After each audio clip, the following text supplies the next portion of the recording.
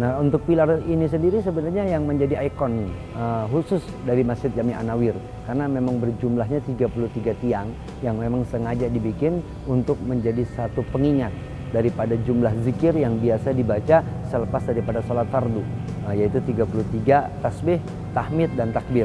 Ya, jadi ini semacam bangunan Belanda yang ciri Arabnya hanya terdapat pada lengkungan di depan.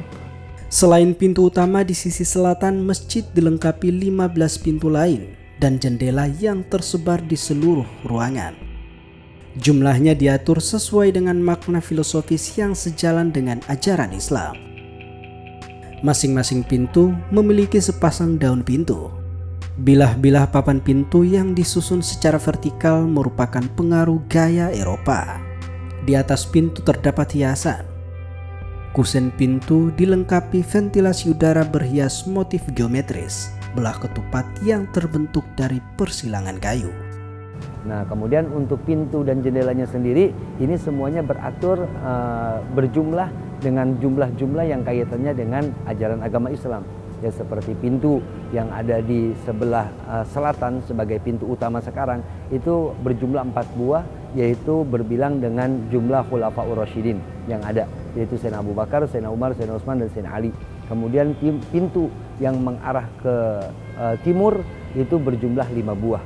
Nah, itu bisa dikatakan sebagai satu lambang sebagai daripada 5 waktu sholat. Dan pintu yang menghadap ke utara itu berjumlah 5 buah, itu pun sejumlah dengan rukun Islam. Kemudian pintu jendela yang mengarah ke barat itu berjumlah 6 buah yang sebilangan dengan rukun iman. Desain mihrab dilengkapi langit-langit membentuk kubah tong. Bentuk atap mihrab memperlihatkan pengaruh Eropa dan Arab dengan adanya panel-panel segitiga. Di dalamnya terdapat hiasan bulan bintang. Sejajar dengan mihrab terletak mimbar dengan ragam hias motif simbar yang berbentuk segitiga sama kaki. Penataan interior dengan banyak pintu, jendela, serta ventilasi membuat lancar sirkulasi oksigen segar ke dalam ruangan, menjamin kenyamanan jemaah saat melaksanakan ibadah sholat. Masjid dilengkapi menara unik bergaya Hadramaut Eropa. Secara historis, menara setinggi 17 meter berperan penting dalam perang kemerdekaan sebagai tempat persembunyian para pejuang. Posisi menara yang persis berada di sudut timur laut menyatu dengan bangunan masjid sehingga terkesan muncul dari ruang utama. Atap menara berbentuk kerucut dengan 6 jendela. Sebelum adanya pengeras suara, para muazin mengumandangkan azan dari atas menara. Itu menaranya ciri khas daripada Yaman karena mengerucut sampai menjulang tinggi. Pada bagian barat masjid terdapat makam Syarifah Fatimah binti Husain Al-Idrus yang diyakini sebagai wakif lahan masjid. Nisan makam bergaya kuno dan terbuat dari batuan desit. Di sekitar lokasi masjid juga terdapat beberapa makam yang berumur cukup tua yang belum diketahui pasti identitas penghuninya. Sebenarnya bukan 3 ya. Seluruh makam di depan Masjid Jami An-Nawir itu kurang lebih ada sekitar 7 makam, dan itu memang tidak ada satupun di antara kami sebagai pengurus yang mengetahui percis siapa nama-nama di antara makam-makam yang ada itu.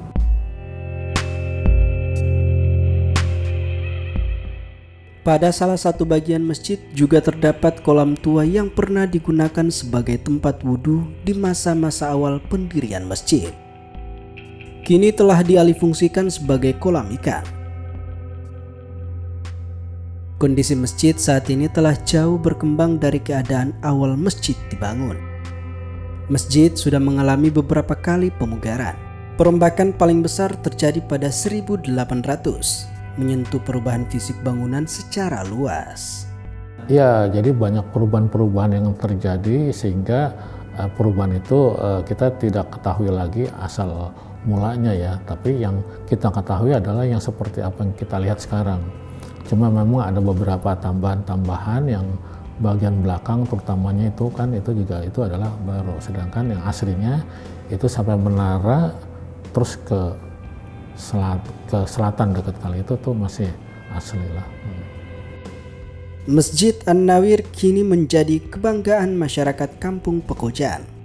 Di balik kesan positif atas kandungan nilai sejarah, pendidikan, dan budaya, masjid juga memberikan layanan positif yang mampu membuat jemaah nyaman saat menjalankan ibadah.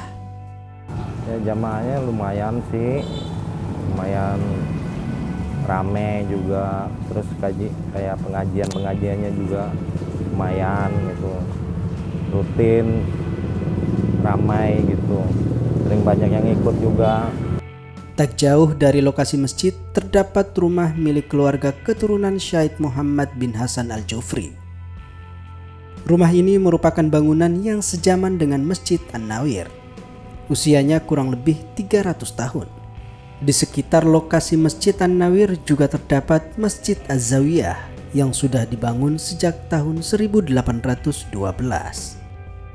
Memang letaknya seperti, tapi rumah-rumah orang Arab yang ada sekarang itu kan bergaya kolonial, terutama yang samping masjid ya, itu bergaya kolonial. Itu juga itu dari tahun 1900-an, jadi nggak lama banget, dan itu pun juga dimiliki oleh orang-orang Arab, dan orang-orang Arab itu supaya dia bisa survive di kota Jakarta dan lain-lainnya atau Batavia pada saat itu, dia perlu mengadopsi kebijakan Belanda supaya bertahan lama gitu.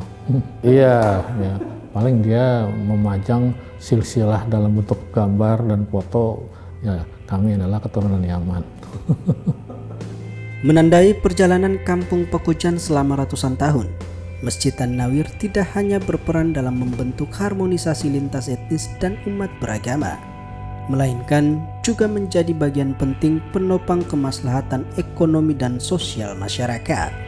Alhamdulillah untuk bukan hanya sekedar itu, namun kita pun ingin terus meningkatkan daripada keberadaan Masjid Jami An-Nawir ini, kemaslahatannya untuk umat keseluruhannya. Terlebih daripada apa yang memang kita fungsikan daripada wakaf produktif, karena Masjid Jami An-Nawir ini memiliki daripada aset wakaf produktif yang kami kelola.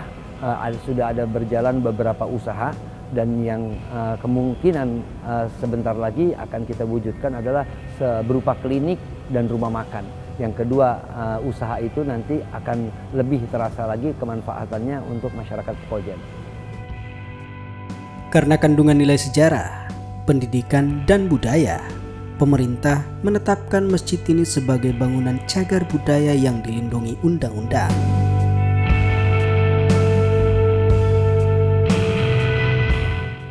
Masjid ini akan tetap di sini, tetap menjalankan peranan dakwah sebagai pusat pembinaan harmonisasi dan toleransi kehidupan umat beragama di ibu kota.